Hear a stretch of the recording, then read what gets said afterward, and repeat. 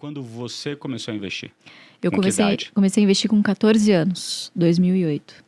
14 vê, né? anos. O Barsi também não acertou o timing pra mim. Logo antes ou logo depois daquela queda? Antes.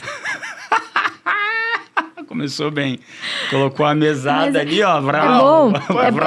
É bom começar. É bom começar apanhando, viu? Porque se você acerta muito de cara, você acha que você acertou porque você é bom. Não. Mas é bom, né? E como são aportes mensais, na verdade você torce pra bolsa cair, porque com os mesmos R$1.000 de todos os meses você compra mais ações, né? Claro que é fácil falar, mas agora com a bolsa caindo, por exemplo, tem muita gente que ficou desesperada e é fácil você ser investidor de longo prazo de bolsa com taxa de juros a 2%, como foi na pandemia. Agora, indo para 15% agora. Tem a plataforma que é um ecossistema completo em que o assinante ou o aluno, enfim, ele consegue identificar por algumas métricas que a gente ensina quais são as ações ali aportáveis naquele mês. Então, hoje a gente tem um negócio que é muito mais ensinando a pescar do que dando peixe diretamente, né? Seria muito fácil entregar uma carteira recomendada, enfim, mas não é o que a gente se propõe no final do dia, né? Eu estou ensinando aquela pessoa a como ela construir um patrimônio de longo prazo que gere uma renda no futuro, né? Então, só vale ação com dividendo. O foco de comprar qualquer ação não é a valorização da empresa, hype, tem... Cara, o mercado é bom, a empresa é dividendo. Exatamente. Essa é a regra, a regra 1 e a regra 2 é não quebrar a regra 1, é isso? Exato. O que é o dividendo? Tem do Warren Buffett, né? Warren Buffett fala, não perca dinheiro. Nunca perca dinheiro, nunca esqueça a regra número 1, né? É basicamente a regra isso. número 2 é nunca esqueça a regra número 1. Exatamente. Mas enfim, o que é o dividendo, né? O dividendo nada mais é do que parte do fluxo de caixa que a empresa gera, que é adiantado ao acionista como uma forma de remuneração em troca de todo o risco que esse investidor está correndo ali no case, né? Obviamente, existem alguns negócios que podem pagar dividendo, podem se dar ao luxo de pagar dividendo, outros não. Então, existem 2 tipos de empresas que não pagam dividendos. As que não podem e as que não querem, né? A gente geralmente foge, não quer ver nem pintado de ouro, não compra nem por R$1, aquelas que não podem. Por que geralmente não podem? Porque o setor, às vezes, é de margens muito apertadas, não gera fluxo de caixa previsível. Então, ao você fazer esse filtro do que não cabe na sua carteira, se o meu objetivo é renda no futuro, não adianta nada eu adicionar uma empresa que muito provavelmente não tenha potencial de gerar bons dividendos no futuro também. Então, ao você selecionar, já excluir, na verdade, o que não se encaixa nos seus objetivos, você já se poupa do trabalho de analisar, eu diria que 300 empresas, sobra 100. E aí você vai fazendo alguns filtros, né? E a gente tem alguns filtros de seleção. Então, a gente tem o BEST, que são os principais setores ali para você investir. Você vai olhar a governança, você vai olhar se a empresa tem dono ou não, qual que é a base acionária, se tem regras diferenciais para dividendo, se é uma empresa que tem um histórico longo, né? Então, são vários checklists que a gente ensina de como você identificar uma boa empresa. E no final, a gente ensina como identificar se essa boa empresa é um bom investimento. E o que determina isso é o preço. E uma ação vale para a gente aquilo que ela nos remunera. Então, a partir do dividendo histórico, eu calculo um preço teto, que é a minha margem de segurança, né? O que eu estou fazendo aqui? Claro, o foco inicial é no dividendo, sem dúvida, mas ao eu estabelecer uma margem de segurança, eu estou comprando uma boa empresa num bom preço. A chance de, no longo prazo, eu ter os dois, uma boa renda e uma boa valorização, ela é muito alta. Então, apesar da evolução patrimonial não ser um objetivo, ele é uma consequência natural de boas escolhas que você faz para sua carteira, né? Então, é um movimento que acontece ao longo dos anos, mas precisa de paciência. Hoje, para o investidor que falar assim, eu quero replicar a carteira do Barsi, é possível?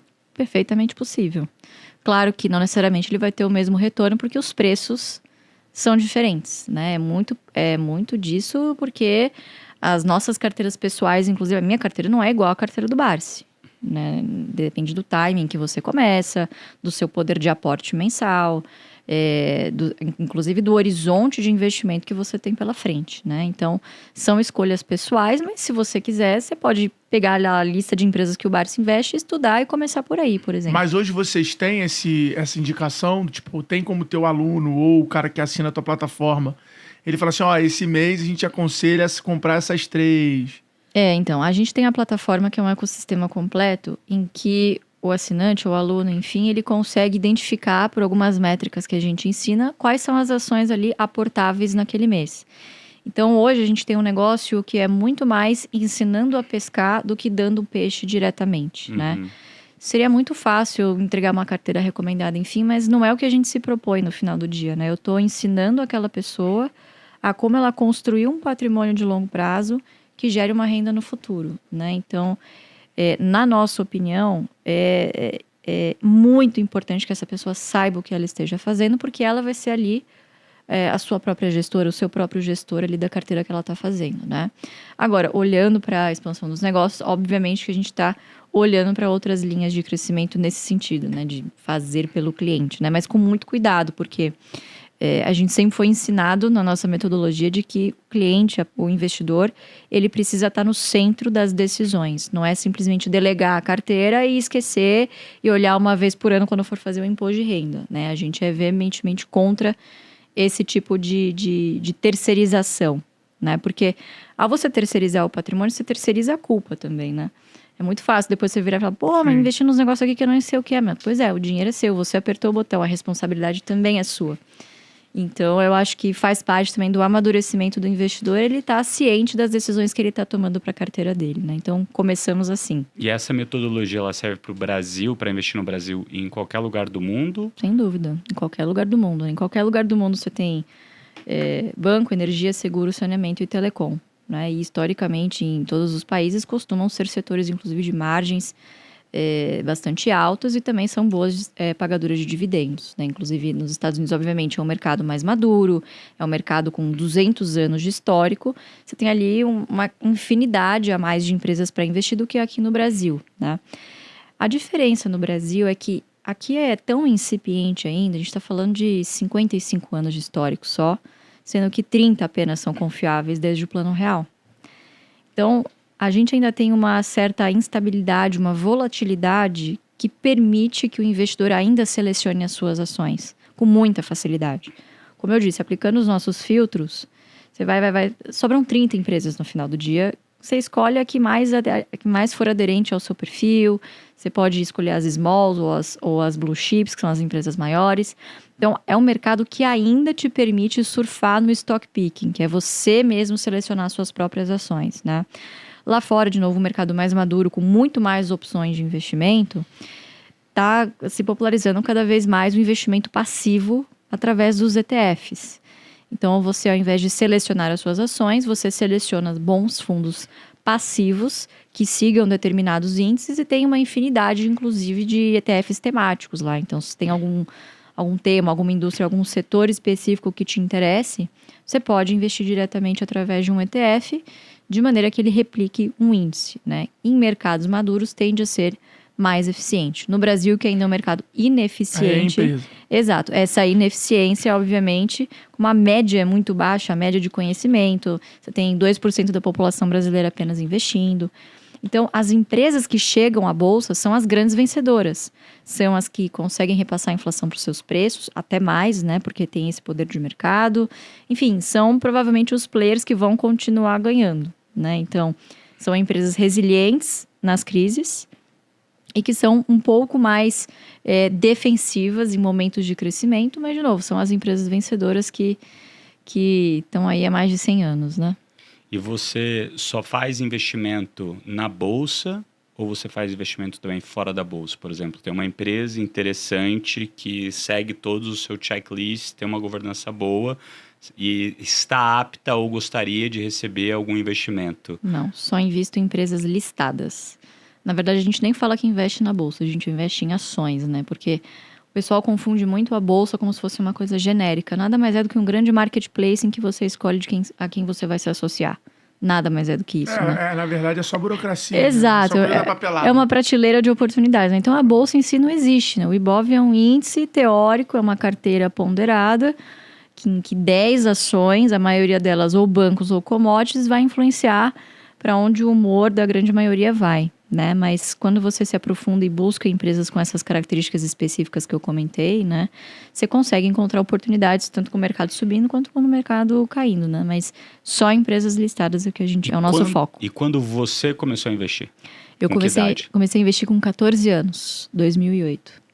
14 anos. O Bart também não acertou o timing pra mim. Logo antes ou logo depois daquela queda? Antes. Começou bem. Colocou a mesada ali, ó. Bravo. É bom começar. É bom começar apanhando, viu? Porque se você acerta muito de cara, você acha que você acertou porque você é bom. Não. Mas é bom, né? E como são aportes mensais, na verdade você torce pra bolsa cair, porque com os mesmos R$1.000 de todos os meses você compra mais ações, né? Claro que é fácil falar, mas agora com a bolsa caindo, por exemplo, tem muita gente que ficou desesperada e é fácil você ser investidor de longo prazo de bolsa com taxa de juros a 2%, como foi na pandemia. Agora, indo para 15% agora esse ano, né? Então, mas aí que tá. 15% ainda é bom investir na bolsa? Sem dúvida nenhuma. Principalmente nesses momentos. Porque toda vez que você tem uma Selic a 15%, você tem algum outro investimento excelente, subavaliado. Por exemplo, vou dar um exemplo aqui. Banco do Brasil. Pagando 12% de yield líquido de imposto. Real. 12% é uma métrica real. Vai pagar 12% ao ano. Fora, no preço de hoje. Fora o potencial de valorização que está implícito, né? Porque o retorno total ele é o dividendo reinvestido ao longo do tempo, mais a variação patrimonial. A única diferença é que na renda fixa, só a renda fixa. O preço do título também varia e muito.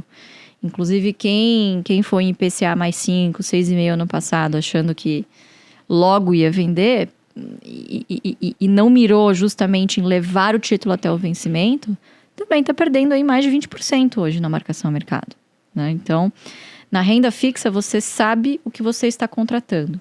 Levou até um vencimento, você leva 15%. Está excelente. Para um recurso de curto, de médio prazo, acho que está excelente. Agora, toda vez que isso acontece, isso é histórico, você tem ativos subavaliados na bolsa. Né? Porque a taxa de juros ela é implacável. Obviamente, a relação risco-retorno ela fica mais sensível e o investidor vai demandar um prêmio extra sobre os ativos que ele vai comprar. Então, obviamente, coisas boas e coisas ruins caem muitas vezes na mesma medida. E é justamente nesses momentos que você tem que estar preparado e ter caixa para comprar. Não só isso, mas você ter uma estratégia bem definida, né? Também não adianta você ir atirando para tudo quanto é lado e não ter um foco, né? Então, são nesses momentos que você consegue antecipar a sua previdência na bolsa.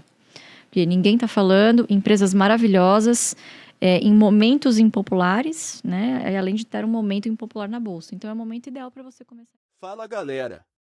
Se você curtiu o vídeo, não se esqueça de deixar o seu joinha aqui embaixo. E se ainda não está inscrito no canal, aproveite e clique no botão de se inscrever para não perder mais nenhum conteúdo.